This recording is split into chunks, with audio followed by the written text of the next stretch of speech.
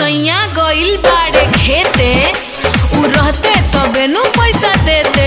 बोलबो झूठ सही हो हे हे हमर सैया गइल बाड़े खेते, उ रहते तबे नु पैसा देते। जब पैसा नहीं खे भौजी त गेहूं जौरे देता।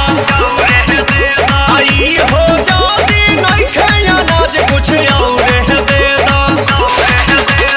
401 दिहले तोहर पड़ोसी चाह चाह नाम खेलावो।